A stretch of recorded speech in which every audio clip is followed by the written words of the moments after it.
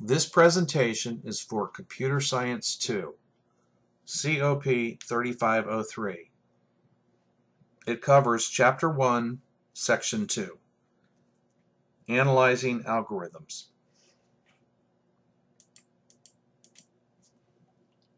So the analysis of algorithms means predicting the resources that an algorithm requires, including CPU time, memory, file I/O, system resources, and all sorts of other possible resources that some algorithms may chew up. For right now, we're going to assume that we have a single processor that executes instructions sequentially. Later on in this book and course, we might consider some parallelism.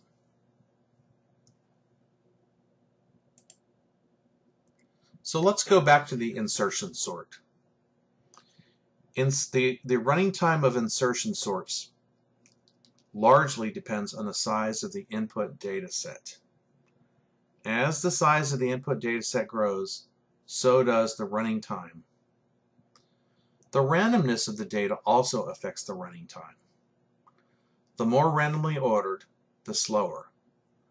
The closer to being already sorted, the faster. For insertion sorts, the number of input values is the most important, though. The running time of the algorithm is the count of the number of steps taken to perform the entire algorithm. Although CPU time might be important, and we're going to see an example later where we'll see the number of steps and the relative CPU time. But for right now, for the purpose of this discussion, it's just the number of steps taken. In reality, though, different operations take a different number of machine cycles. But for the sake of this discussion, as we said, it will be assumed that all operations take the same in terms of machine cycles. So we can actually calculate the running time of an insertion sort. Given any number of elements, n, we can see here that we can assign a value to each one of these.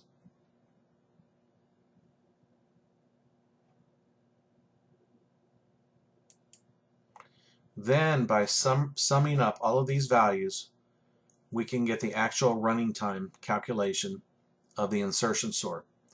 Now notice here that it depends a lot on how many times, say, the while loop goes through and so forth. And here again, if the list is already fully sorted, then you only go through it once. If it's random or reverse sorted, then you go through it quite a few more times. So now I'm going to stop and take a minute and go through an example. I'm going to get started by using the previous program that I showed you in the last section. Here you can see it.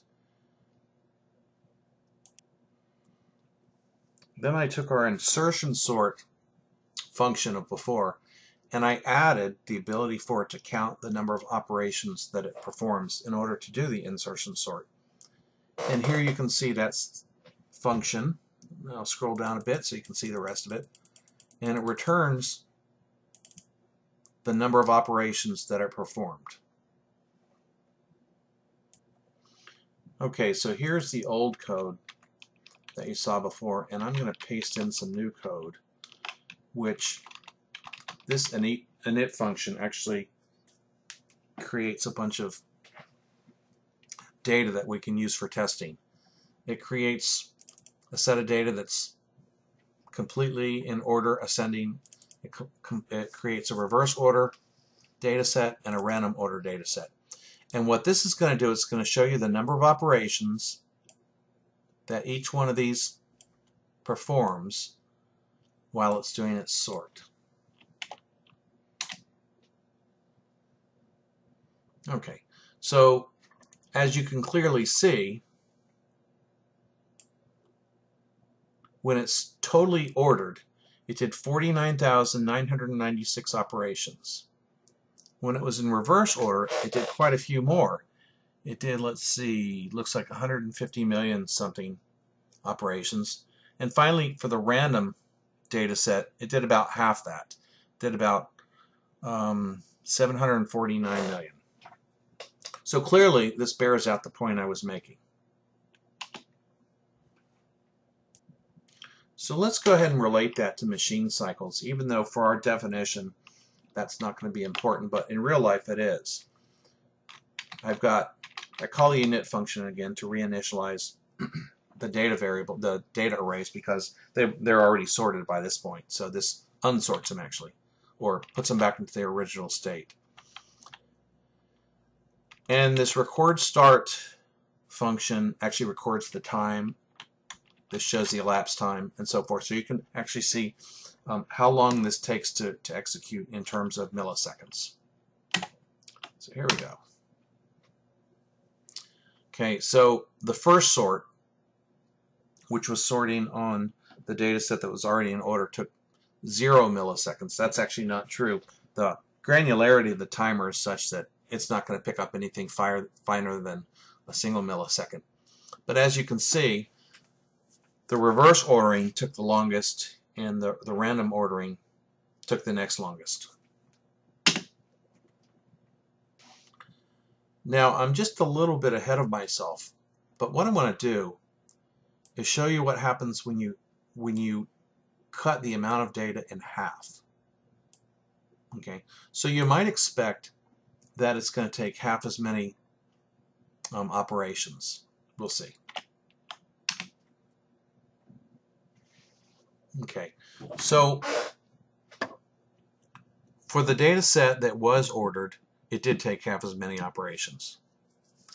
But for the data set that was in reverse order, it took 37.5 million as opposed to 150 million, which is far less than half. So it was, here again, this illustrates that it's a nonlinear relationship. And for the random data set, originally it was 74.9 million operations. Here it's down to 18.79 million operations, probably about a fourth or so. So anyway, that shows you the nonlinear relationship between the data size and the number of operations performed. And I'd like to point out that the book talks about best, worst, and average cases for performance. And they do some math on those calculations we had before, and they reduce the best cases to a(n) plus b. They also do some math and reduce the worst cases to a(n) squared plus bn plus c.